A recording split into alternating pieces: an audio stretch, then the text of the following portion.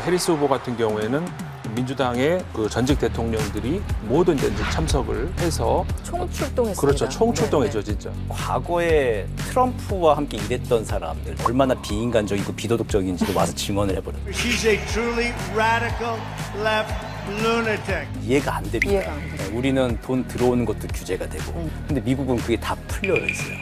해리스가 지금 돈을 이렇게 긁어 모으고 있는 그런 상황.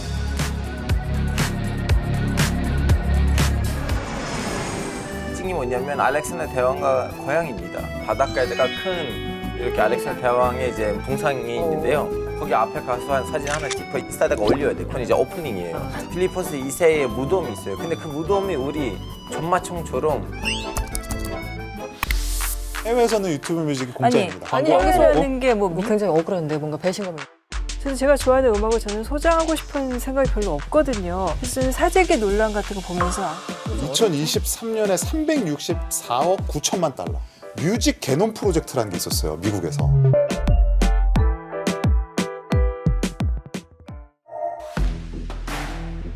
국제 이슈가 가까워지는 시간, 이승원의 월드시사 W 이승원입니다. 국제뉴스의 깊이를 더한 월드시사 W와 함께해 주실 전문가 소개하겠습니다. 먼저 구정은 기자 나오셨습니다. 어서 오세요. 안녕하세요. 네, 정대진 원주 한라대 교수님 나오셨습니다. 어서 오세요. 안녕하십니까. 그리고 우리 단골 손님이시죠. 임상훈 인문결연구소 소장님 나와주셨습니다. 어서 오세요. 안녕하십니까. 네, 본격적인 이야기에 앞서서 이번 주 주목할 국제 뉴스부터 정리해 보도록 하겠습니다.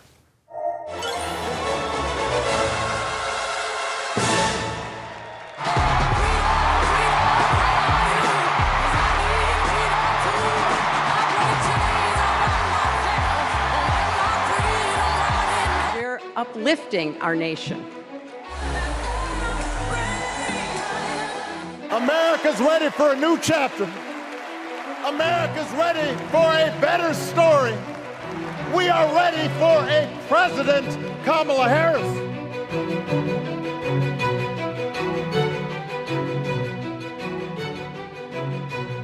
Propelled car. If they want to do that, I think they should. If they want to buy a hybrid, they should be. 태국의 탁신 친나와 전 총리가 상황 정치를 할 것이란 관측이 나오고 있습니다.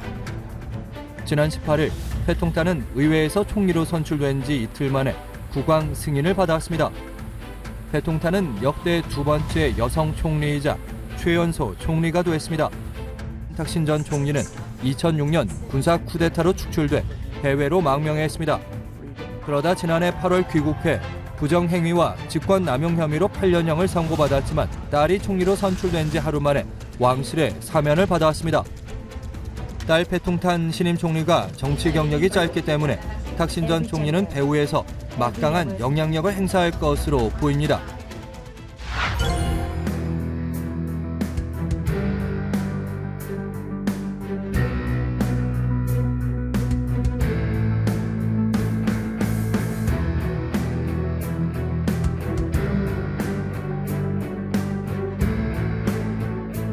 تصريح بلينكن بعد لقائه مع رئيس وزراء العدو أن الكيان الصهيوني وافق على الورقة هو تصريح يثير التباسات كثيرة. ورقة محدثة تعني أنها ليست الورقة التي قدمت لنا وليست الورقة التي وافقت عليها حركة حماس.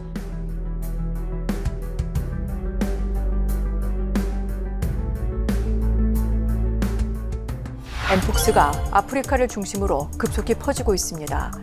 파키스탄에서도 엠폭스 환자가 보고됐는데요. 우리 방역 당국도 검역을 강화하기로 했습니다. 파키스탄 당국은 현지 시각 16일 엠폭스 환자 발생을 발표했습니다. 유럽 보건당국도 변이종 경고에 나섰습니다. 아프리카를 벗어나 스웨덴에서도 확인된 만큼 세계 각국으로 유입될 우려가 크다는 겁니다. Pas une surprise que c'est venu en Europe. C'était vite, mais on a vu avec Covid que les maladies, ils traversent vite. Ils ne connaissent pas les frontières. Mais il ne faut pas trop que les gens paniquent. Il y a des protocoles pour traiter le Mpox. On sait ce qu'on fait. C'est pas quelque chose de complètement nouveau, même si ce type de Mpox est... 국내에선 올 들어 엠폭스 감염자가 10명 발생했는데 아직 변이종 사례는 없습니다.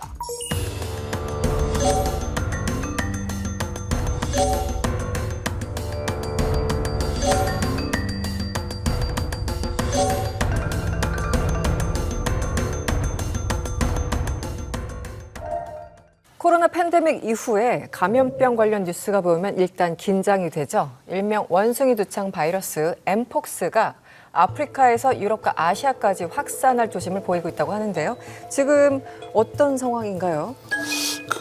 원래 말씀하신 것처럼 원숭이 두창이라는 이름으로 알고 계시는 분들이 많이 있으실 거예요. 네. 이게 이제 공식적으로 엠폭스 바이러스라고 이름이 바뀌었는데 원숭이에서 시작된 건 아닌데 우연히 이제 원숭이가 감염된 원숭이를 발견했기 때문에 그게 이름이 붙었으니까 네. 사실 뭐 원숭이랑 관련이 없다라고 봐도 되는 것이고 말씀하신 코로나19 우리 정말 기억에 너무나 지금 아직도 크게 남아 있잖아요. 코로나 바이러스하고 비교를 했을 때 조금 이제 차이는 있죠.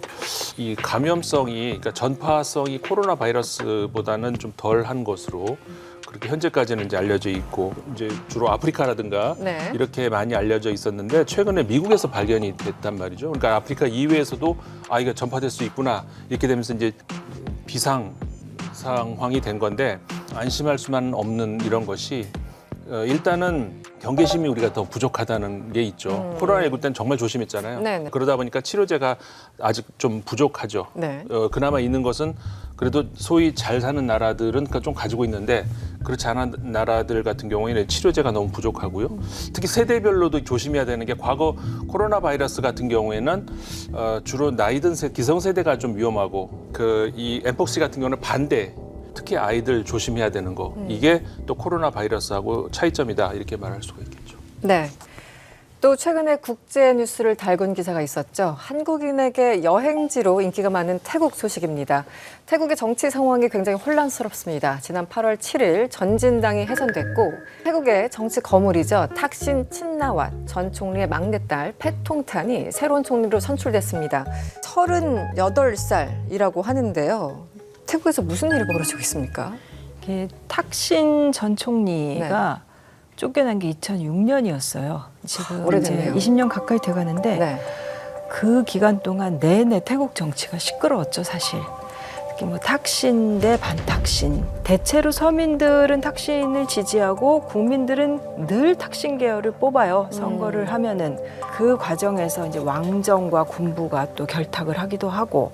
근데 국민들은 이제 지칠 대로 지치고 이제 지친 국민들이 결국은 그런 기득권들끼리의 자기들끼리의 경쟁, 그들에게는 이제 탁신마저 기득권이 됐으니까 좀 새롭게 해보자. 이제 작년 5월 총선 때 그 전에 있었던 이제 개혁 정당 해산시켜버렸는데 그런다고 해서 개혁 욕구가 사라지진 않으니까 또다시 이제 전진당이라는 개혁 세력의 이제 젊은이들이 지지하는 정당이 만들어져서 거기가 진짜로 바람을 일으켰어요. 그렇죠. 그래서 의회에서 원래대로라면 의석이 가장 많은 당이 1당이고 그러면 총리는 당연히 그 당에서 나와야 되는데 근데 이번에는 덜커덕 탁신계하고 군부가 손을 잡아버린 거예요. 그때도 그 나왔던 총리가 기업가 출신이었는데 이제 작년에 집권했던 사람이 정치 경력도 별로 없고 결국은 탁신이 뒤에 살려고 그러는 거 아니냐. 그러니까 일종의 얼굴마담으로 이제 내놓은 거 아니냐. 그래서 그때 무슨 태국 언론들이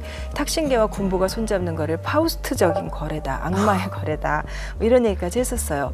어쨌든 이제 탁신 진영은 이제는 우리가 국민들의 지지를 받고 있다라는 정당성도 없고 이제 그리고 전진당은 해산시켜버렸죠. 근데 이게 해산시킨 명목이 뭐 헌법재판소의 판결로 이제 결정으로 해산이 됐는데 정부 전복 음모를 꾸몄다는 거예요. 근데 이 음모라는 게 뭐 왕실모독법, 태국의 왕실모독법이 워낙에 악명 높아요. 그렇죠. 이거 사실상 뭐 모든 사람의 이제 재갈을 물리는 건데 오죽하면은 태국에서는 뭐 진짜 신문사의 부장급 이상 하려면은 왕정을 비판하는 기사를 쓴 적이 없는 사람이어야 된다라고 했을 정도니까 이런 상황에서 한마디로 모든 기득권 세력이 다 지금 위기인 거예요. 그러니까 그들끼리 몽땅 다 같이 손잡고 외국은 이제 탁신 딸 패통탄 이렇게 올린 걸 보면 총리로 최근에 이제 올린 걸 보면은 결국 뒤에서 다 하겠다는 거 아니냐. 이제 탁신이 사면복권이 되긴 했는데 지금 전면에 나서서 다시 총리를 하기에는 여러 가지 그래도 모양이 좋지 않으니까 좀 그렇게 된 건데. 궁금한 게 사실 뭐 깊이 들어갈 건 아닌데 제가 태국 관련 기사 읽을 때마다 헷갈리는데 늘 탁신을 한 20년째 듣고 있잖아요. 탁신은 일반 서민들이 좋아하는 것 같고 뭔가 그랬죠. 민중들로부터 네. 지지가 있었던 것 같은데 그렇다면 괜찮은 사람 아닌가? 뭔가 군부와 왕실에서 억압을 받은 게 아닌가라는 생각이 들다가 그런 면이 있어요. 네, 한편으로는 또 부패 혐의가 있다고 해서 뭐 어떻게 되는 거지? 근데 헷갈린다. 그게 네. 원래 기업가 출신이고 네. 근데 이제 총리를 할 때 그 서민 지향적인 정책을 펼친 거는 맞아요. 그러니까 본인은 어쨌건 재벌 출신이지만 근데 이제 이게 기득권하고 너무 이제 그 부딪히는 그런 주장들을 하다 보니까 탁신 같은 경우 부패 혐의를 뒤집어 씌워서 이제 검찰 법조 권력 그렇게 이렇게 연결. 해갖고 그래서 몰아냈는데 선거라니까 탁신계 정당이 탁신은 이제 정치활동 금지시켰는데 탁신이 밀어준 사람이 또 집권하고 그러면 그거를 또 몰아내고 반탁신 시위대가 또 나오면은 그때는 군부가 우리는 정치에 개입하지 않아 이렇게 하면서 계속해서 뒤집고 뒤집었는데 그 자체가 너무 오래전 일이고 근데 어쨌건 지금은 탁신이고 탁신계고 뭐고 간에 어떤 정당성도 없는 상황이라고 봐야겠죠. 지금 상황은. 네. 태국 헌법재판소는 지난 7일 전진당에 대해서 해산 명령을 내렸죠. 전진당은 지난해 총선에서 가장 많은 의석수와 득표율을 기록했지만 현재 판결로 공중 분해된 겁니다. 입헌 군주제인지 절대 군주제인지 헷갈린다는 비판이 나오고 있습니다.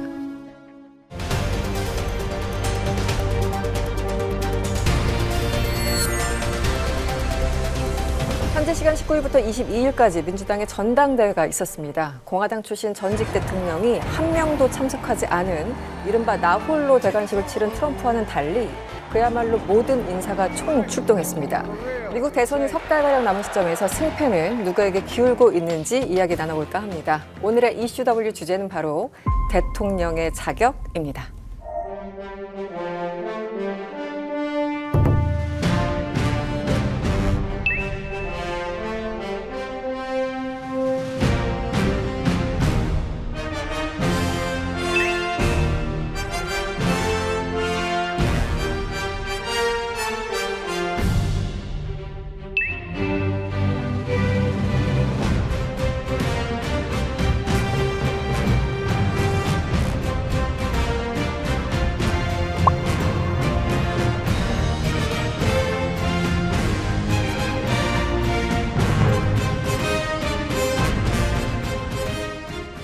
네, 저도 며칠째 이 사실 민주당의 전당대회를 바라봤습니다. 거기는 사실 완전 축제잖아요. 예, 전당대회 자체가. 오늘은 또 어떤 셀럽이 나오시나 이런 생각하면서 보긴 했는데 실제 뭐 조 바이든 현직 대통령 비롯해서 오바마, 클린턴, 지미 카터 손자까지 완전히 뭐 어벤져스다 이런 얘기가 나왔었죠.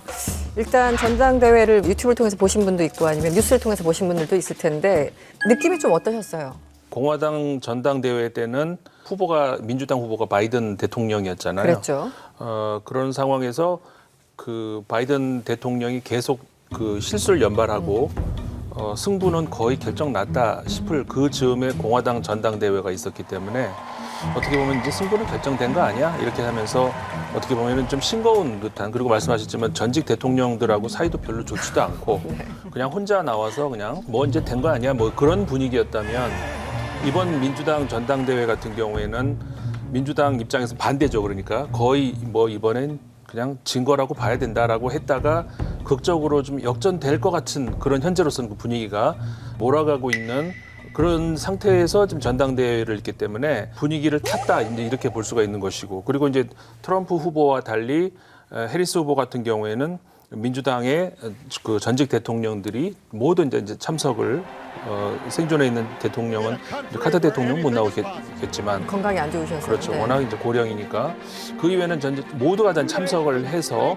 총출동했습니다. 그렇죠. 총출동했죠, 진짜. 이길 것 같으니까 그 모든 사람들이 와가지고 다 응원하고 어쨌든 숟가락 한 번씩 다 얻고 지금 연설도 하고 그러는 건데 눈에 좀 띄는 거는 이게 과거에 트럼프와 함께 일했던 사람들, 특히 이제 백악관 대변인 했던 스테판 그리샴 그 사람 같은 경우 한 짧은 연설, 2분 정도 연설인데 I saw him when the cameras were off. Behind closed doors, Trump mocks his supporters. He calls them basement dwellers. He has no empathy, no morals, and no fidelity to the truth. 그렇게 정도까지 할 정도로 보면은 이게 지금 해리스가 완전히 이제 반대편에 있던 사람들까지도 이제 지지를 모으는 그렇죠. 결집을 하고 있는 이런 상황이 네. 연출이 된 거죠. 그러니까 공화당 전당대 때는 트럼프 혼자 이제 귀에 거주 붙이고 자기들끼리 이제 퍼포먼스들 하고 이제 네. 그런 식의 잔치집이었다고 한다면은 여기는 이제 민주당은 초상치를 내다가 지금 잔치 치르게 됐으니까 더 지금 열기가 오르는 네, 후끈 달아오르 있는 이런 상황이라고 보입니다. 네, 역시 오바마 대통령은 말을 정말 잘하더라고요. 저도 같은 생각을 하고 있었습니다. 아, 녹슬지 않는구나. 정말 멋지기도 했고. 목소리가 좋잖아요, 일단. 예, 발음도 좋고 영어 잘하시더라고요. 영어를 잘해요? 네. Thank you. 이번에는 보면서 민주당이 이런 식으로 일종의 세대 교체라든가 네. 이런 거를 할 수도 있겠구나. 그리고 그게 민주당 안에서도 왜 이제 진보적인 젊은 쪽하고 주류하고 너무 간극이 심해서 이게 대체 어떻게 그게 이제 젠더로 봐서도 그렇고 뭐 여러 가지 피부색이라든가 모든 면에서 그랬는데 이번에 이 해리스와 팀 월즈 조합이 괜찮고 이것들을 분류될 수 있는 것들을 하나로 합해주는 이제 그런 거. 그래서 이번에 민주당이 이번 선거에서 일단 모멘텀 만든 것 같기도 하고 좀 체질 개선해서 바뀔 수 있다라는 좀 신호를 지지자들한테 준 것 같아요. On behalf of everyone whose story could only be written in the greatest nation on earth, I accept your nomination to be President of the United States of America. 미국 전당대회는 실제 보고 계시면 정말 축제를 여는 그런 분위기입니다. 혹시 과거에 기억나는 전당대회 있으세요? 그 뭐 공화당이든 민주당이든. 저는 개인적으로 우리랑 조금 비교가 돼서 우리나라 전당대회. 32년 전인가 92년도에 네. 그때도 우리나라는 이제 군부 권위주의 정권들 이제 다 끝나고 누가 되든 이제 민간인 후보가 대통령이 되는 그때였는데 그때 우리 전당대회 좀 되게 근엄했어요, 다 계속. 그랬죠. 그리고 양김이 네. 다 후보 선출되고 하니까 다 이게 제왕 대관식을 하고 다 그런 거라서. 양복 입고 나오고. 그렇죠. 이제 네. 되게 굉장히 근엄하고 이렇게 후보가 지명이 됐다라고 얘기할 때도 그때 그 양김 모두 다 이제 가만히 근엄하게 앉아서 이렇게 눈 감고 고개 끄덕끄덕하고 막 이제 이런 네, 그런 분위기였거든요. 근데 네. 그해 빌 클린턴이 민주당 후보로 선출되다 보면은 아칸소 주지사 아무도 모르는 시골 촌뜨기 출신이 갑자기 네. 혜성처럼 등장해가지고 축제 분위기가 저런 거구나라고 확연히 이게 대비가 되더라고요. 46세 클린턴. 그렇죠. 그때가 저는 개인적으로 조금 굉장히 좀 기억이 나고 우리나라의 역사에 좀 비교해봤을 때. 그 2004년의 전당대회 그때 이제 존 케리가 대선 후보가 되는데 그 지지 연설을 오바마가 하는데 We hold these truths to be self-evident that all men are created equal. That they are endowed by their Creator with certain inalienable rights, that among these are life, liberty, and the pursuit of happiness. That is the true genius of America. 그리고 프랑스의 이제 철학자 베르나르 앙리레빈가 이 사람이 정치 경력도 별로 없고 그런 키가 큰 흑인, 그 흑인이 약간 건들건들거리는 걸음걸이로 연단으로 올라오는 순간 이거는 끝났구나. 앞으로는 오바마의 시대다.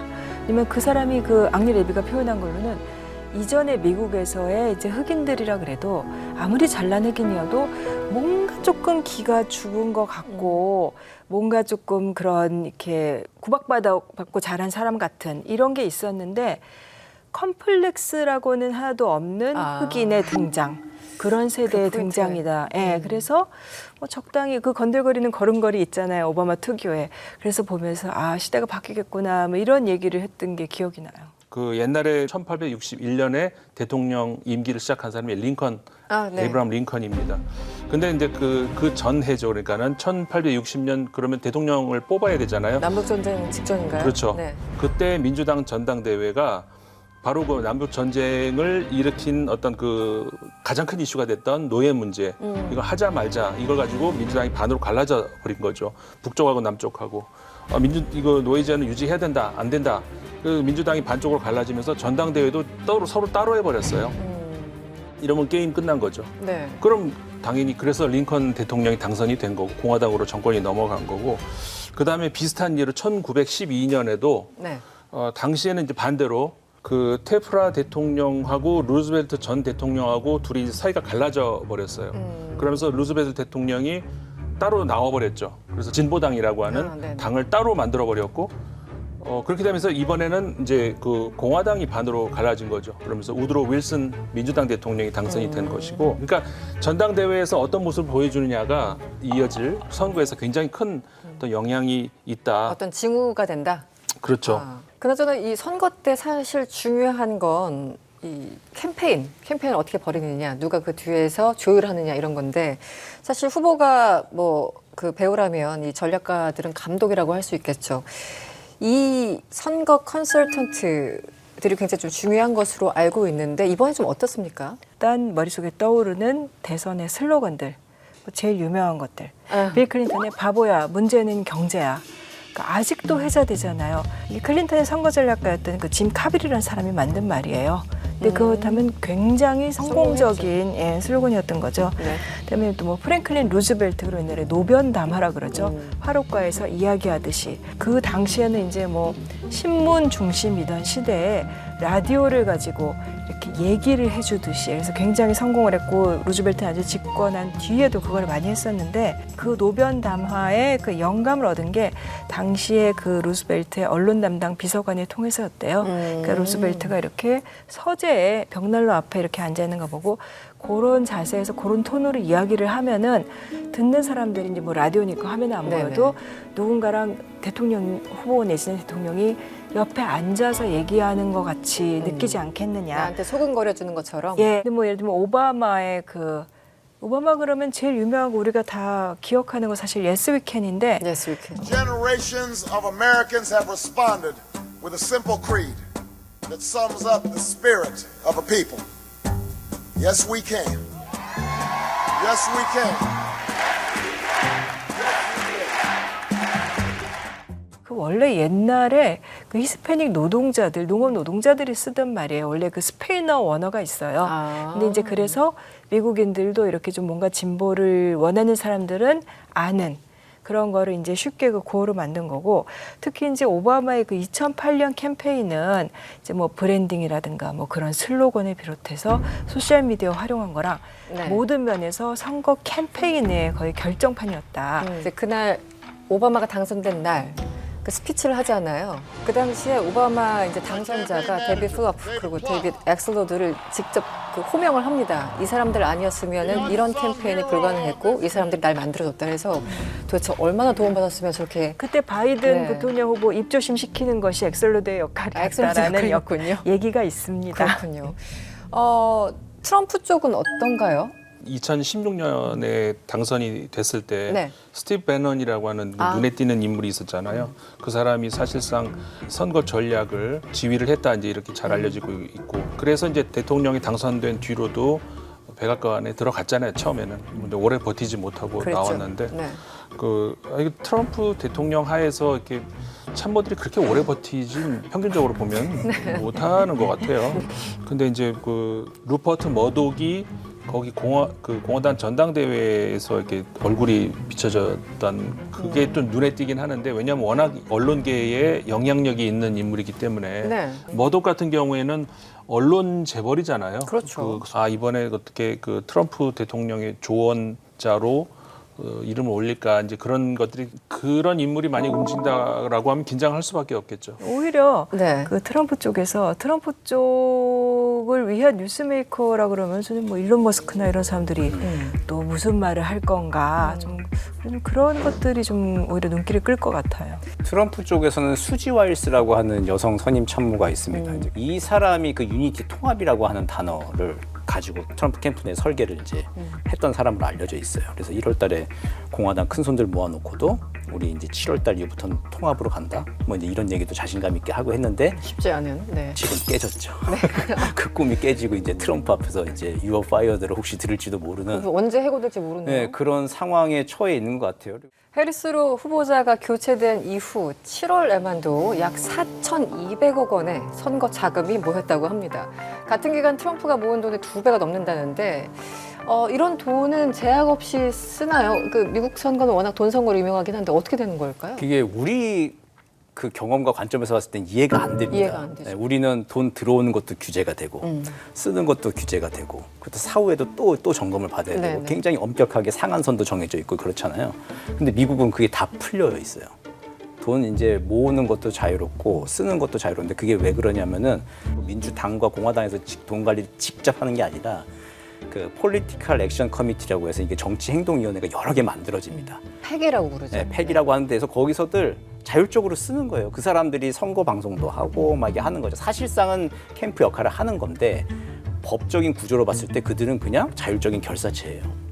그들이 자유롭게 돈 모아가지고 자유롭게 쓰는 겁니다. 트럼프가 여태까지는 그 뭐 마가 팩, 무슨 뭐 세이브 아메리카 팩 뭐 이런 거 여러 이게 주변 단체들이 많았죠. 거기서 돈을 많이 이제 모았었죠. 근데 지금은 이제 해리스의 차례로 해리스가 지금 돈을 이렇게 긁어 모으고 있는 그런 상황입니다. 그게 약간 그런 거죠. 그러니까 이거는 표현의 자유인 거야. 그렇죠. 우리가 돈을 얼마나 펑펑 쓰든 나는 해리스 후보 모르게 그냥 해리스 지지하니까 여기 한 30억 내고 광고할 거야. 내 마음이야. 그러니까 이제 그 약간 인정해주는. 그렇죠. 뭐 약간 그런 분위기. 검은 돈이 없는 대신 많은 돈이 있는 거죠. 네. 다만 이제 선거 캠프하고 이렇게 뭔가가 이렇게 공식적으로 결탁이 돼 있다는 그거는 이제 피해야 되는 그런 거죠. 트럼프가 형사 재판으로 그동안 엄청나게 적립한 벌금이 많습니다. 벌금 내고 나면 정말 돈이 하나도 없어지는 것은 아닌가 이런 우려가 있었는데 지금 트럼프 자금 사장은 괜찮은 건가요? 그러니까 지금 형사 재판만 그 3건인가 4건 지금 남겨놓고 있는 것이죠. 그 중에 하나가 이제 9월에 판결이 나올 것으로 지금 보이는 뉴욕 주 거기서는 성매매 관련해 가지고 이제 그거를 임마금용으로 돈을 건넸는데 이거를 그렇게 쓸 수 없으니까 이제 장부를 조작을 해가지고 장부 조작이 이제 그 죄명이죠. 그것이 이제 기다리고 있는데 여기서 또 얼마가 나올지. 그 이외에도 조지아주에서 또 그 선거 결과를 뒤집으려고 시도했던 이것도 또 지금 남아 있고, 그다음에 연방 그 차원에서도 또 그 기록 문서를 잘못 보관한 어떤 그런 걸로 또 하나 남아 있고 이래가지고 굉장히 벌금이 크게 나올 것 같단 말이죠. 이제 아무리 부자라도 유동 자산은 또 정해져 있지 않겠습니까? 네.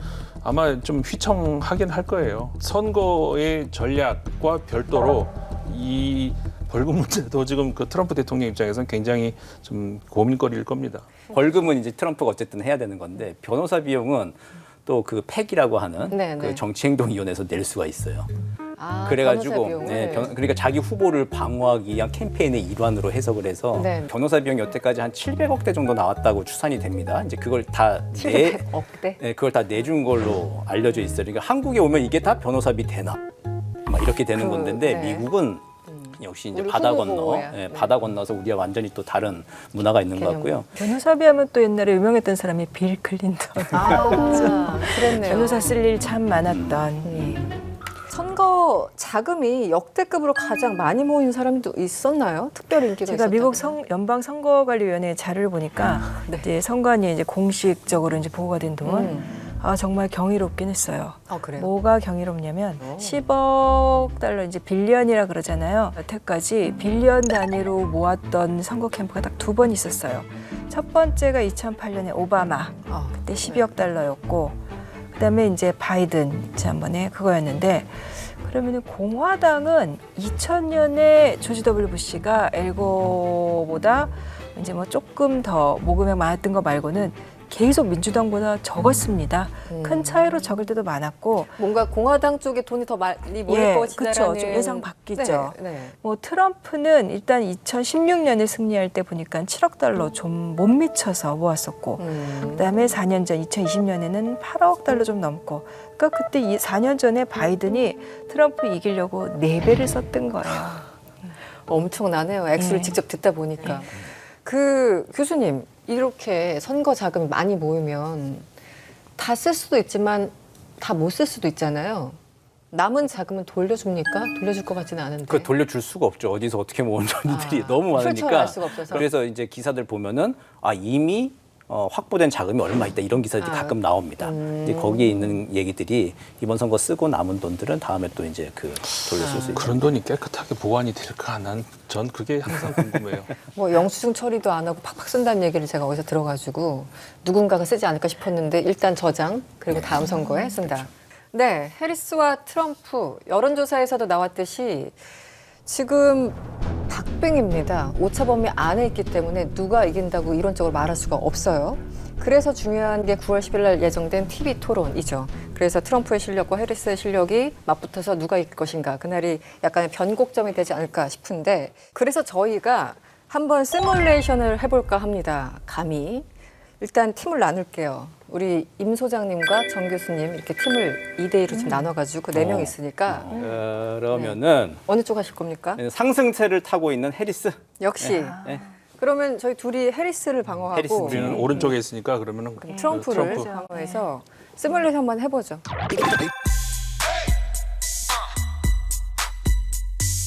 나 전쟁 끝낸다. 내가 끝낸다. 저 이스라엘의 아브라함 협정 등등 하지 않았느냐, 추진하지 않았느냐. 지금 이 전쟁 끝낼 사람 나밖에 없다. 우크라이나 전쟁 저거 언제까지 할 건데 돈만 퍼붓는 거. 전쟁을 끝나는 게 그게 미국의 이익을 위한 거였습니까? 아니면 트럼프 당신의 이익을 위한 거였습니까? 나의 이익이고 미국의 이익이고 그런 거지. 미국의 이익을 무조건 끝낸다고 해서 끝내고 좋은 게 좋다 하고 해가지고 지금 그래서 당시 시절에 이란은 다시 핵개발 시작하고 북한은 아직도 저러고 바이든이 마구잡이로 그렇게 끝내버려가지고 그 아수라장 만들었잖아요. 중국을 겁줄 수 있는 사람은 나뿐이다. 빙의를 하려면 이렇게 해야죠. There are too many immigrants in our country. 자, 이 말로 딱 끝나는 거 아니에요? 일단 제가 젊어요. 네. Make America Great Again. 아니 여기서 그런 식으로 바이든은 막 나이 많다고 말 못한다고 그렇게 공격을 하다가 그래서 일단 제너레이션을 보더라도 이 나라를 좀 역동적으로 이끌고 가기 위해서라도 저를 뽑아야 된다라고 저는 주장을 할 것 같아요. 제가 해리스라면. 너무 네. 정치 경험이 없어요. 지금까지 보여준 게 뭐가 있습니까? 목소리가 진짜 이렇게. 지금까지 보여준 게 뭐가 있습니까? 덧붙이자면 제일 중요한 건 결국 돈이에요. 트럼프 집권했을 때 트럼프 랠리 얼마 전에 그 바이든이 뭐 증시 떨어지고 한번 요동치고 난리 났었잖아요. 트럼프 집권할 땐 제가 집권할 때는 그 트럼프 랠리로 엄청나게 증시가 활활 타오르지 않았느냐 판박을 해보시죠. 그 우리 코로나 때 우리는 그래도 우리 달러의 힘을 가지고 그리고 우리는 미국을 그때 지켜냈죠. 결과적으로 전 세계를 코로나 우리 아무것도 아니었다니까. 아무것도 아니라니까. 네, 걸려봐서 아는데. 그렇죠. 걸려봐서 아는데. 걸려봐서 아는데 그거 좋네. 네. 대통령 해봐서 아는데 경험도 없는 사람보다는 해본 사람? 대통령을 그렇게 4년을 하고 나서도 그때 또 떨어지고 이번에 다시 나왔는데도 아직도 내가 이기고 있습니다. 당신들은 정말 이상해요. 그러니까 점점 더 위어드해지네요. 이게 아무래도 논리적인 토론은 이게 트럼프에 빙의하면서 논리적인 토론은 불가능할 것 같습니다. 근데 두 분들이 굉장히 빠져 들어가는 느낌이었어요. 하다 보니 이런 일리가 있네 이렇게 되는 걸까요? 혹시? 그렇게 될 수 있죠. 그렇죠. 하다 보니까 말이 안 되는 토론이라는 생각이 들고. 근데 말이 안 되는 것 같으면서도 어떻게 보면은 미국인들은 충분히 이런 이야기를 할 수 있을 것 같아요. 바이든을 또 비판하는 쪽에서는 그래서 잘한 게 뭐가 있느냐 구체적으로 그렇죠. 아프간 같은 거 너무 충격 줬잖아요. 뭐 그런 얘기도 할 수 있을 것 같고 또 그다음에 경제가 바이든 정부 때 괜찮았다라고는 하는데 또 물가가 올라가서 뭐 안 된 거 이런 얘기들을 공략하지 않을까 생각은 드네요. 트럼프 SNS를 보면 재밌는 게 뭐냐면 트럼프가 뭐 계란, 뭐 식빵, 우유 뭐 이런 거 갖다 놓고 자기 때랑 지금 값 오른 거를 그걸 계속 얘기해요. 네. 그래서 그건 사람들한테 직관적으로 탁 와닿는 거잖아요. 그래서 이제 그거 굉장히 물가가 많이 올랐다 생각할 수 있는데 근데 거기서도 또 하나 제가 우려하는 거는 뭐냐 그거는 그 트럼프의 지지자들을 모으기에는 효과적일 수 있을 것 같아요. 백인 그 뭐 서민층, 노동자층, 네. 저소득층 모으기엔 굉장히 좋을 것 같은데 근데 트럼프는 아마 지금 모을 수 있는 표를 거의 다 모으지 않았을까라는 생각이 들거든요. 네네. 그러니까 물가가 조금 올랐다 하더라도 그 미국의 백인 중산층 이상가 그리고 이민자들 중에 조금 그래도 지식인층이나 아메리칸 드림을 가지고 이민자층에서는 이 폴리티컬 코렉트니스라고 이렇게 미국이 얘기하는 정치적 네네. 올바름 있잖아요. 네네. 세계가 기대하는 미국 그리고 또 미국 시민들이 자기들이 만들고 싶어하는 미국이 있잖아요.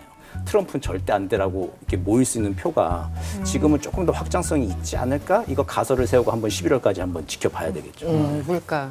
알겠습니다. 판단은 유권자의 몫이죠. TV 토론이 어떤 흐름으로 갈지 8월 현재 여론조사를 보면 정말 예측하기 어렵습니다. 여론조사 기관들도 또 틀릴까 봐 전전긍긍하고 있죠. 정치의 양극화를 바라보는 씁쓸함과 선거의 역동성을 살려낸 재미가 복합된 미국 대선이 아닌가 싶습니다.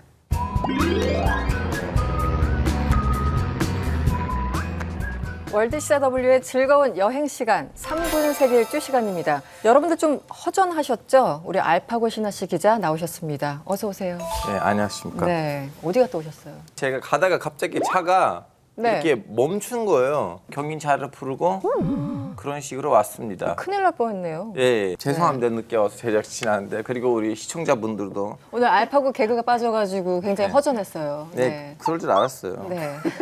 오늘은 어디로 가십니까? 저 이제 그리스 갔다 왔잖아요. 아, 그리스. 네, 이제 그리스에 갈 때도 비행기에서 보였거든요. 화재가. 맞아요. 화재 있어. 그래서 아테네 얘기를 하면 좀 안 되니까 거기 지금 화재가 있으니까. 네.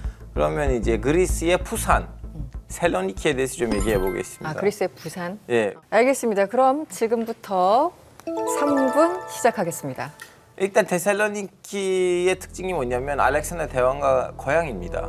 예, 그러다 보니 바닷가에다가 큰 이렇게 알렉산더 대왕의 이제 동상이 있는데요. 거기 앞에 가서 한 사진 하나 찍고 인스타에다가 올려야 돼. 그건 이제 오프닝이에요. 인스타그램 안 하면 어떻게? 그러면 맨에다가 올리세요. 교수님 왠지 맨다 하실 것 같은데. 제가 이제 걸어가시면 화이트 타워이라는 거 있는데 이거 예전에는 비의 타워였어요. 오스만 제국이 세운 건데 예전 거기에 교도소를 섰거든요. 근데 다음에 이제 그리스가 독립해가지고 이제 자기 소유물이 됐죠. 그 제수인들 중에 한 명 유태인이 나 여기 다 내가 혼자서 하얀색으로 색칠할게. 대신 나를 좀 약간 속방해줘. 그 사람들 오케이라고 하니까 다 혼자서 그 타워를 하얀색으로 색칠했대요. 그래서 이름이 화이트 타워가 된 거예요. 너무 동화 같은 얘긴데. 꼭대기에 올라가시면 그 셀로니카 제대로 좀 보이거든요. 그리고 내부에도 이렇게 역사적인 유물들이 있고 셀로니카랑 관련된 거. 그리고 셀로니카의 이제 핫플레이스는 소크라테스 광장이에요. 소크라테스 광장 아닙니다. 아리스토텔레스예요. 워낙 그쪽에 철학자가 많아가지고 하여튼 아리스토텔레스 광장이 있는데 아리스토텔레스의 동상도 있어요. 근데 그 동상에는 이렇게 발톱이 이렇게 뚝 이렇게 나와 있거든요. 그래서 사람들이 가서 그 발톱을 만지더라고요. 만지면 똑똑해진다고. 그래서 저도 가서 만져봤습니다. 근데 그 광장이 너무 예뻐요. 거기 진짜 좀 약간 맛집들도 있고 좋은 카페들도 있고 라운지들도 있었는데 그거 가보시기를 추천하고요. 그리고 원래 제 일정이 없었지만 튀르키예에서 태어났던 사람으로서 막을 수가 없었던 하나의 스팟이 있었어요. 바로 케말 파샤의 생가. 튀르키예 국부는 셀로니크 출신이거든요. 그 집이 거기 있어요. 케말 파샤 이제 소지품들 안에서 전시돼 있고 다음에 어디 갔냐면 아이가이 궁전도. 궁전도? 네, 이건 최근에 와서 발견됐는데 알렉산더 대왕이 즉위했던 데는 거기였어요. 거기 그냥 산 꼭대기에 있어요. 그래서 좀 약간 특별히 가셔야 되고 그 밑에는 또 알렉산더로스 대왕의 아버지 필리포스 2세의 무덤이 있어요. 근데 그 무덤이 우리 전마총처럼 만들었더라고요. 그래서 저 거기 들어갈 때 그 경주가 생각나더라고요. 아, 그래요? 네, 역시 대한민국 사람이야. 네, 제 분위기 똑같았어요. 이런 식으로 이제 셀로니키 여행을 마무리 시켰습니다.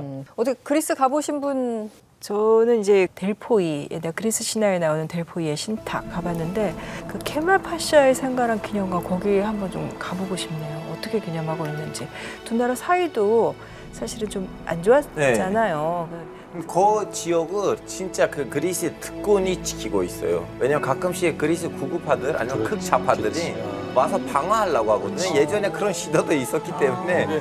저는 이제 그 옛날 철학자들의 그 어떤 그 흔적을 찾아서 가보는 것이기 때문에 당시에는 지금의 그리스, 튀르키예 이런 국경이 있는 시대가 아니니까 지중해 문화권이잖아요. 그렇기 때문에 그 철학자들의 흔적이 여기저기 퍼져 있어요. 그런 쪽을 나중에 가보는 게 목표죠. 네. 저는 이제 통일 문제를 연구하잖아요. 그래서 그 옆에 사이프러스. 거기도 갔어요. 거기 갔다 왔어요? 네, 거기 분단선이 있잖아요. 그러니까. 분단선에 갔는데 분단선이 어디냐면 압구정 한마당에 있어요. 압구정 한마당. 그 그리스정을 통과하고 튀르키예족까지 와서 그냥 인사하고 사진 찍고 다시 뒤돌아갔어요. 말씀하신 거기가 책으로도 저는 책이나 사진으로 많이 봤는데 예전에 딱 비무장지대처럼 지금 생태 환경의 보호처럼 되어버렸잖아요. 거기도 이제 그 양대 비무장지대로 한국이랑 같이 많이 소개되더라고요. 네. 참고로 현지 시간 11일 아테네에서 35km 떨어진 마을에서 산불이 발생했고요. 강풍을 타고 아테네 인근으로 번져서 EU 측에 긴급 지원을 요청한 상황입니다. 지중해 인근 국가들의 여름 산불이 악화되고 있는 상황인데요. 부디 큰 피해 없기를 바랍니다. 네, 오늘 함께해 주신 정대진 교수님과는 여기서 인사드리겠습니다. 오늘 고맙습니다. 고맙습니다.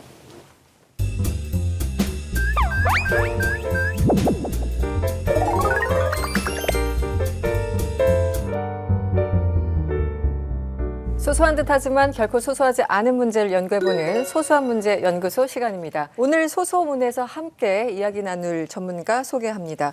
늘 저에게 쉽게 음악 얘기를 해주시는 분이죠. 김영대 대중음악평론가 나오셨습니다. 어서 오세요. 네, 안녕하세요. 김영대입니다. 네. 뉴진스인 줄? 오늘 옷 뭐 컨셉입니까? 악플을 부릅니다. 악플. 네. 그래도 뉴진스라고 해주셔서 굉장히 감사해요. 네. 어디 다른 데서는 네. 잼 아니냐고. 잼을 아시는 분은 최소한 저 옆에 이상이라고 봐야겠죠. 그러니까요. 아, 이거 웃지 말았어야 되는 건데. 그러니까. 너무 알아. 그래서 오늘은 어떤 주제를 파볼까요? 일단은 질문을 드려볼게요. 음악을 여기 계신 분들은 어떻게 들으세요? 뭐 귀로 듣는다 이런 거 사양합니다. 알파고 위험했어. 저 그 정도 안 해요. 네, 저도 마지노선이 있습니다. 음악을 어떻게 들으시는지 유튜브로 요즘? 듣죠. 네. 유튜브요? 주로 유튜브. 진짜 영상도 유튜브. 많이 보고 뮤비 저는 많이 보고. 반반 유튜브 듣고 역시 또 전파를 타고 와야죠. 라디오 저는 많이 틀어놓는 편이에요. 와, 라디오 듣는 사람도 아직도 계시구나. 저 여기 있어요. 비디오 킬드 라디오 스타. 근데 그 예전과 같은 방식으로 들으시는 분들은 없으세요? CD나 LP나 CD가 없어서 CDP가 없는 거죠. 그 플레이어가 없고 CD는 그대로 이제 장식장에 그대로 들어있고. 그럼 저는 너무 일찍 거의 한 10년, 15년 유튜브에서 다운을 시켜가지고 내려서 그걸 듣는 사람이에요. 최근에 그 방법을 이용한 이유가 뭐냐면 비행기 탈 때는 인터넷이 안 되니까요. 그렇죠. 예. 다운로드를. 네, 그걸 그대로 하고 있습니다. 그래서 저는 거의 95% 유튜브예요. 그렇구나. 사실 진짜 음악을 듣기 위해서 요즘은 CD나 LP를 사는 분은 거의 없다고 봐도 되기 때문에. 그래서 그러면 오늘 얘기를 듣다 보니까 아무래도 네. 주제가 이쪽 같은데요. 맞습니다. 네. 그래서 오늘 제가 정한 오늘의 소소문 주제는 스트리밍 서비스의 새로운 시대가 시작됐다.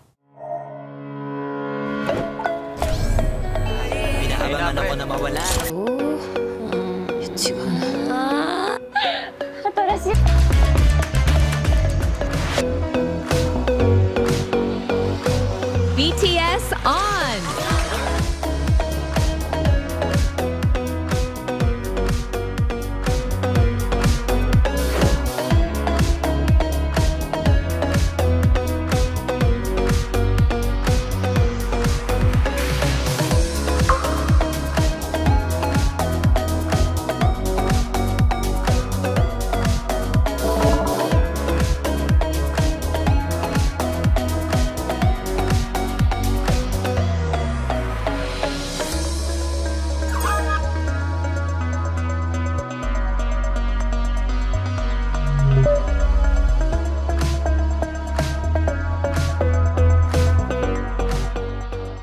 지금 유튜브 많이 쓰신다고 했으니까 유튜브 뮤직이 해외에서는 공짜라는 걸 알고 계셨나요?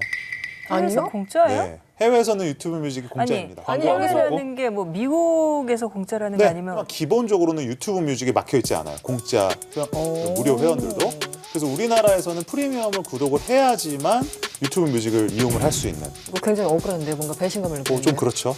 아무튼 우리가 이 스트리밍 서비스에 대해서 아는 것도 많이 있지만 지금 또 모르는 것들도 많이 있고 지금 또 혁신적으로 변화하는 그 한가운데 있어요. 그래서 오늘은 좀 그런 이야기들을 좀 다양하게 해보려고 합니다. 근데 진짜 음악을 듣는 습관이 너무나 달라진 것 같아요. 맞아요. 저는 제 기억에 처음 제가 이거 들어봐야지라고 고르는 게 첫 번째가 카세트 테이프로 기억돼요. 그래서 이 녹음기가 달린 라디오 듣다가 언제 내가 원하는 음악이 나올지 모르는 거죠. 네, 네. 이렇게 하고 있어요. 이렇게 공부를 녹음 준비. 네, 공부를 할 수가 없어요.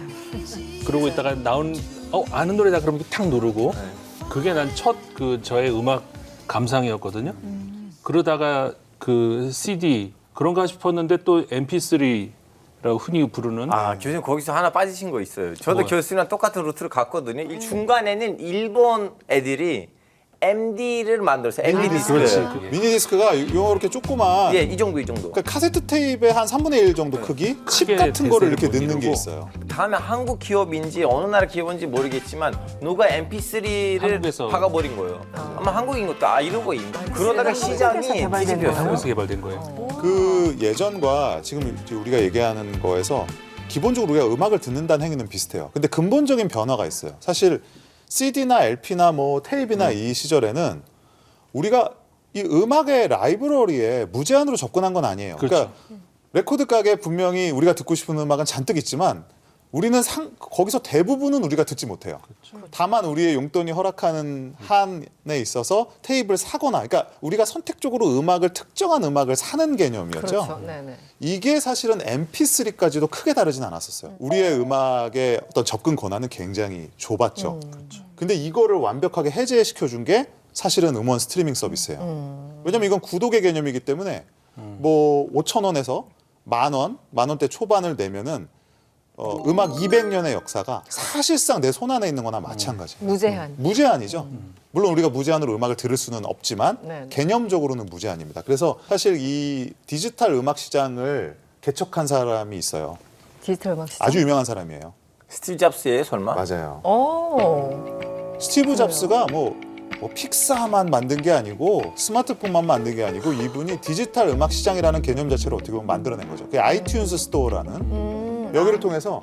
근데 이때 스티브 잡스 생각은 뭐였냐면 디지털 음원이 되어도 사람들은 이거를 소장하고 싶어 할 것이다. 그러니까 이분도 좀 옛날 분인 거죠. 그렇죠? 하지만 사실은 스티브 잡스가 틀렸어요. 2008년이 되면은 드디어 본격적인 스트리밍 서비스의 전쟁이 시작되는데 알고 보니까 사람들은 물론 소장의 욕구가 있지만 CD나 LP에 비해서 음원 자체에 대한 소장 욕구는 많이 없더라는 거예요.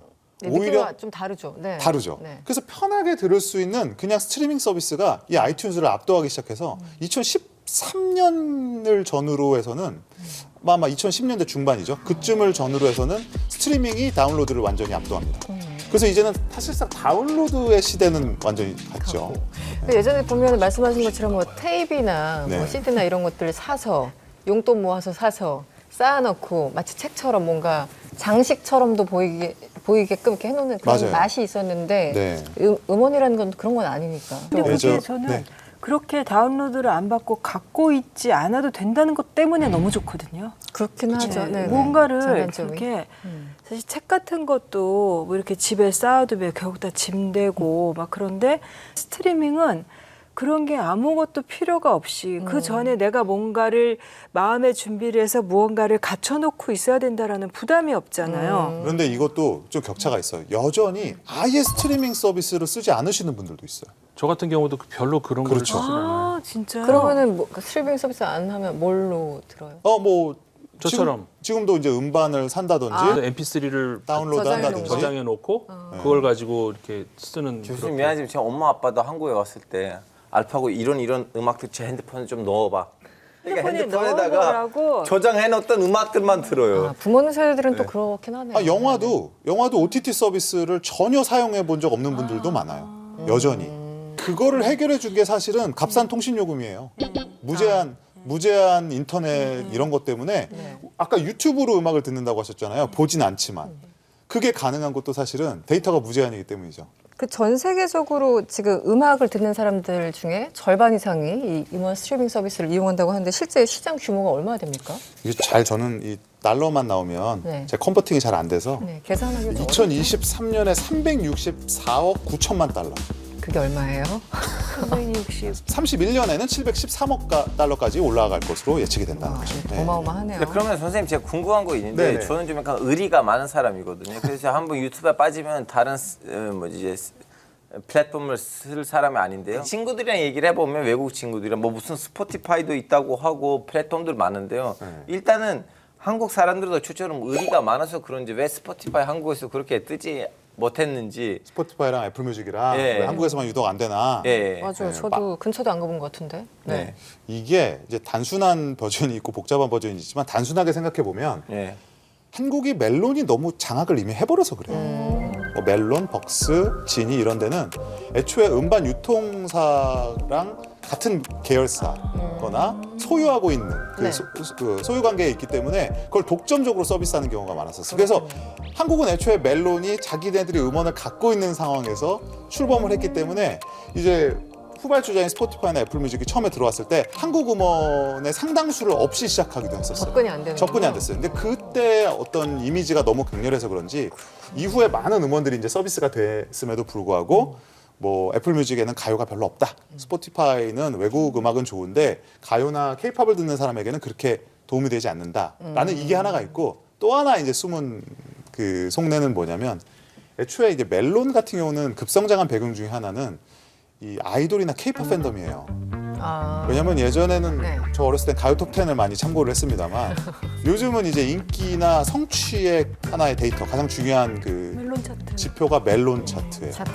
그래서 멜론 차트에서 이번에 뭐 새로 음반이 나왔는데 몇 위까지 올라갔다, 1위를 했니 안 했니 이런 게 굉장히 중요하니까 그 멜론이라는 데를 어떻게 보면 거의 반강제로 가입을 하게 되는 거죠. 그리고 스트리밍을 돌린다 그러잖아요. 이렇게 계속 내가 좋아하는 가수의 음악을 틀어서 순위에 올리는 이런 하나의 또 그들만의 리그가 있기 때문에 이 멜론이라는 아성이 쉽게 무너지지 않는 근데 거죠. 저는 그때 외국에서는 그렇게 많이 쓰는 거 보면은 좀 스포티파이만의 강점 같은 게 있나요? 그거는 일단은 이런 서비스를 가장 먼저 시작을 한 게 있고요. 그리고 우리나라에는 아직까지 활성화되지 않는 그 스포티파이만이 갖고 있는 그 음악 듣기의 문화가 있어요. 그게 뭐냐면 애초에 스포티파이가 왜 유명해졌냐면 스포티파이는 원래 완전 무료였습니다. 그러니까 어플리케이션을 다운로드 받아서 그냥 광고만 몇 개, 광고도 많지도 않았었어요. 그냥 좀 보면은 그냥 무제한으로 이용할 수 있었는데 이때 스포티파이의 전략이 뭐였었냐면 사람들에게 플레이리스트라는 걸 만들게 해서 서로 공유하게 만들자. 소셜이라는 개념을 먼저 주입을 시킨 거예요. 니들이 좋아하는 음악을 너의 취향을 만들어봐. 앨범 만들기처럼. 그리고 네 취향을 친구들과 공유해. 좋네요. 페북이나 뭐 트위터나. 이게 우리나라는 내 플레이리스트를 만들고 취향을 공유한다는 개념이 지금도 사실은 희박해요. 우리나라 사람들이 가장 많이 이 멜론이나 이런 걸 활용하는 방식이 뭔지 아십니까? 그 백위를 자동으로 플레이하는 거예요. 백위? 네, 이게부터 카페 같은 데 가면은 많이 활용하는 방식이기도 하죠. 그러면 무난한, 이 시대의 가장 무난한 플레이리스트가 만들어지는 거예요. 그러니까 취향은 약한 대신 딴 사람들이 요즘 듣는다는 그런 취향에 내가 맞추기는 쉬운 그런 구조가 되는 뭔가 이렇게 캐릭터와 성격들이 드러나네요. 예. 이거는 스포티파이를 아직도 아무도 못 따라하고 있는데 듣는 사람의 취향을 기가 막히게 잘 파악해요. 그러니까 예를 들면 몇 곡을 들어요. 스포티파이를 가입을 해서 내가 이제 기억 속에 좀 가물가물한 예전의 음악들 있잖아요. 근데 어떤 음악만 기억나. 내가 예전에 뭐 조지 마이클을 좋아했는데 뭐 이러면서 조지 마이클의 노래를 듣다가 이거랑 비슷한 노래들로 라디오 스테이션을 하나 꾸려줘. 그럼 스포티파이가 이 다음 곡, 이 다음 곡, 이 다음 곡을 추천을 해주는데 그게 희한하게 내 취향을 잘 저격합니다. 취향 저격. 그리고 또 궁금한 게 하나 생기는 게 이제 스트리밍이 시장이 좀 커지고 있잖아요. 네네. 그러면 거기서 뭐 우리 한국에서 요즘 또 음악 하면 K-팝 전 세계적으로 많이 뭐 유명하다 이렇게 다들 알고 있는데 그 스트리밍 시장에서의 K-팝 이 비중 이런 건 어때요? 지금까지는 K-팝의 성장을 이끈 건 단연 실물 시장이고요. 그래서 실물 시장이라는 건 이제 CD. 그래서 지금 전 세계 CD 공장이 여전히 돌아가고 있는 거는 K-팝 때문이다라는 말도 있을 정도로. 물론 CD 공장뿐만 아니죠. 그 안에 들어가는 소책자. 그래서 이제 인쇄업이 아직도 K-팝 때문에. 인쇄업까지 연결되는군요. 연결됩니다. 이제 불편한 그 부분들이 있죠. 다크사이드가 있는 게 CD를 과연 들으려고 사느냐. 아니라는 거죠. 이게 하나의 저도 많이 사셨죠? 굿즈 개념. 그렇죠. 그거 다 이제 때가 되면은 탈덕을 이제 기점으로 해서 다 쓰레기가 되는 거잖아요. 그 사재기 논란 나올 때 취향의 차이인 거를 가지고 그러니까 예를 들면 소장하느냐 아니면 스트리밍으로 듣느냐의 이제 가치 차이가 이렇게 있는 것처럼 저도 제가 좋아하는 음악을 저는 소장하고 싶은 생각이 별로 없거든요. 그래서 저는 사재기 논란 같은 거 보면서 안 그래도 좀 궁금하긴 했었어요. 평론가님 어떻게 보시는지. 음악 얘기하다 보니까 각자의 또 취향들이 이렇게 다 나오네요. 사재기는 사실 이제 비정상적인 거는 맞죠. 근데 이제 이거를 비정상적이라고 탁 잘라 말하려면 그 안에 있는 뭐 팬덤의 어떤 심리라든지 팬들은 왜 그들이 지지하는 아티스트를 위해 왜 소비를 하느냐 이런 소비 심리나 행동을 또 분석을 해야 되고 여기서 또 이거를 만약에 비판적으로 본다 그러면 방금 말씀하셨던 취미성에 대한 근본적인 고찰을 해야 돼요. 아무래도 편견이 있잖아요. 뭐 아이돌을 팬지라는 여성 팬들의 이 CD를 사는 행위는 비정상적인 행위다. 그러면 어차피 음악 나오는 건 똑같은데 수천만 원짜리 스피커를 사는 행위는 왜인가? 갑자기 고급스럽고. 수천만 원짜리 낚싯대를 사면은 고기가 더 빨리 잡힌다는 과학적 근거가 있는가? 막 이런 식의. 그러면 기왕에 그런 우리가 인간의 내면의 욕구를 인정을 해야 된다면 조금 바른 방향으로 유도할 수는 없겠느냐라는 논의는 있죠. 지금 세계적으로 뭐 친환경 소재를 하든지 틱을 줄이던지. 그래서 요즘은 팬들이 이제 그걸 압력을 넣기도 해서 사실 요새는 굿즈가 들어있는 K-팝의 어떤 그런 CD들은 플라스틱 케이스는 저는 사실 본 적이 없거든요. 맞아요. 그거는 다 맥락은 이해가 가는데 요는 아무튼 저는 스트리밍이 매우 편하고 좋다라는 겁니다. 그렇죠. 그런 면에서 보면 스트리밍은 굉장히 어떻게 보면 에코프렌들리라고도 볼 수 있는 거죠. 그렇군요. 아, 그런데 처음에 이제 평론가님이 저희 이제 주제를 설명하실 때 어쨌든 뭔가 좀 분기점이다 또 한 번에. 그렇습니다. 네. 변화의 또 시작일 수도 있다고 했는데 이미 지금 뭐 많은 변화가 왔어요. 어떤 변화의 어떤 시기를 보내고 있습니까? 한동안은 이게 빅데이터 그리고 알고리즘의 싸움이었어요. 네. 누가 더 잽싸게 저 유저들의 그 액티비티를 추적을 해서 저 사람에게 맞는 걸 코디네이트해서 던질 수 있느냐 요 싸움이었고 여기에는 뭐가 굉장한 기술 중 하나였냐면 아마 많은 분들이 모를 텐데 뮤직 게놈 프로젝트라는 게 있었어요. 미국에서. 아, 게놈 프로젝트? 네, 뭐 지놈 프로젝트라고도 하죠. 그러니까 이게 뭐냐면은 음악이라는 거를 우리가 보통 어떻게 분류합니까? 보통 장르로 구분하잖아요. 네. 음악을 듣는데 락이네? 근데 이거는 굉장히 불완전하다라는 거예요. 왜냐면 우리가 다 만약에 다 락을 좋아한다고 해도 누구는 비틀즈를 좋아하고 누구는 혁오를 좋아하고 뭐 누구는 뭐 데이식스를 좋아할 수 있잖아요. 그럼 이 사람들의 취향은 완전히 다른 거예요. 다르죠. 락이라는 장르로 묶을 수 없어요. 그러니까 이거를 음악을 어떻게 분류하느냐? 따뜻하다, 차갑다, 신나다, 우울하다, 애매하다 뭐 이런 식의 형용사를 통해서 음악의 지놈을 계속 분석하는 거예요. 네. 아이튠스나 이런 데 보면은 뭐 무슨 토요일 오후에 듣기 좋은 그쵸. 이런 식의 날씨가 좋은 날 뭐 듣기 좋은 산책하면서 듣기 좋은 이런 식의 그런 장르 구분이 아니라 그런 컨셉 같은 걸 말씀하시는 거예요. 그렇죠. 이미 음악마다 태그가 다 붙어 있을 겁니다. 따뜻한 음악, 뭐 다크한 음악. 그러면 이런 거를 통해서 이제 큐레이션이 된다라는 거죠. 그 빅데이터 싸움이었는데 이제 이거를 누가 해주느냐? 이제 AI가 한다라는 거예요. AI가 결국. 대표적으로 이제 구글 같은 경우가 챗봇 있잖아요. 챗봇으로 유튜브 뮤직 내 음원 목록을 이제 만들어주는 거예요. 얘기를 하면 뭐 낙엽이 떨어질 때 이런 바스락거리는 소리에 어울리는 게 없어? 뭐 이런 식으로. 그렇게 구체적으로. 너무 좋겠네요. 구체적으로 이제 가능한 시기가 됐고 뭐 애플 같은 경우는 이제 그 애플이 요즘 믿는 게 그 체험으로서의 음악들. 이게 애플은 이거에 지금 굉장히 열심히 해요. 그 애플의 스페이셜 오디오라 그래갖고 공간 지각형 뭐 음원. 우리 소장님은 아마 안 써보셨을 것 같지만 난 지금 마비가 와가지고.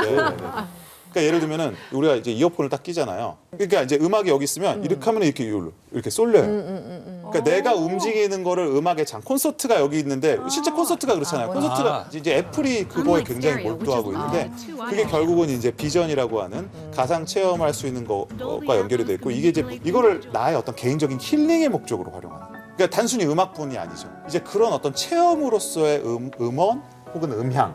요즘 뭐 챗GPT랑 얘기해 보면 제가 왜 저거까지 알고 있지 싶은 거가 많이 있잖아요. 이제 그건 AI가 음악의 취향이나 내가 지금 필요로 하는 음악을 분석을 해서 이제 골라준다고 하는 시대니까. 그거를 지금 가장 또 열심히 하고 있는 회사가 역시 또 스포티파이인데 그러니까 이런 식이라는 거예요. 좀비들이 몰려오는 상황에서 힘을 내기 위해서 무슨 음악이 필요할까? 그렇게까지? 그러니까 이거는 사실 어떻게 보면 그걸 어떻게 알아 할 수 있잖아요. 네. 근데 이걸 이제 AI가 판단한다는 거죠. 듣고 보니까 영화 만들 때 영화 음악 감독들이 그거 활용하면 되게 저 이걸 유튜브 때 썼었거든요. 유튜브 만들면 그 챗GPT를 쓰면서 어떤 음악을 썼으면 좋겠어요. 제가 이런 영상을 만들었는데 이런 영상에서 이런 장면이 있는데 배경에 어떤 음악을 썼으면 좋겠다니까 추천을 하더랬는데 그 추천했던 음악을 썼더니 진짜 잘 어울렸어요. 요즘 모르고 있는 분들이 있을 뿐이지 이미 그 기술을 우리가 이미 쓰고 있는 게 있어요. 인스타그램에 사진 올려보셨죠? 맞아요. 사진 올릴 때 노래를 음악을 누릅니다. 그러면은 어떻게 이 사진의 분위기를 파악을 했는지 벌써 이 사진과 어울리는 곡이 추천 순으로 뜹니다. 그러니까 내가 생각하는 것보다 AI가 추천해 주는 게 더 잘 어울리는 경우가 많아요. 참 신기하게도. 이미 경험하고 있는 것들이었네요. 근데 앞으로 더 크게 올 것이고. 네. 여러분보다 여러분의 취향을 더 많이 아는 AI가 다가오고 있습니다. 음악 감상에도 또 한 번 패러다임의 변화가 있는 것 같습니다.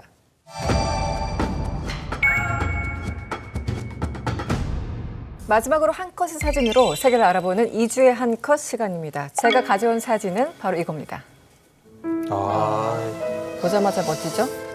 근데 저는 이분이 최근에 돌아가셨잖아요. 네, 맞아요. 그때 주변 사람들이 뭐 소셜미디어에서 다들 뭐 한 시대가 졌다고 얘기하는데 솔직히 하면 저는 이분의 얼굴을 모르거든요. 그래요? 진짜요? 네, 진짜요? 어떻게 몰라요? 아니 나오는 영화를 왜냐면 제가 어릴 때 저희 엄마 세대가 말하는 걸 들었었는데 요즘 세대들은 어떻게 아는 거죠, 저 사람을? 근데 많은 분들이 이제 그 이후엔 리플리 때문에 알게 됐죠. 네, 그거의 원작 태양과 같은 기로 이제 알게 된 경우도 있었고. 저 아직도 누군지 모르겠어요. 누구예요, 이거? 우리 진짜로? 알파고. 네. 저 88년생이에요. 알파고가 있었구나. 네. 같은 알씨인데요? 네. 제가 알파고를 위해서 조금 더 설명을 드리겠습니다. 이분은요 프랑스 배우고요. 네. 알랭 드롱이에요. 네, 88세. 거기까지 이미 대화석에서 거착됐습니다. 네. 그리고 처음으로 데뷔한 게 57년 여자가 다가올 때라는 영화라고 제 합니다. 아빠도 대화하기 진짜.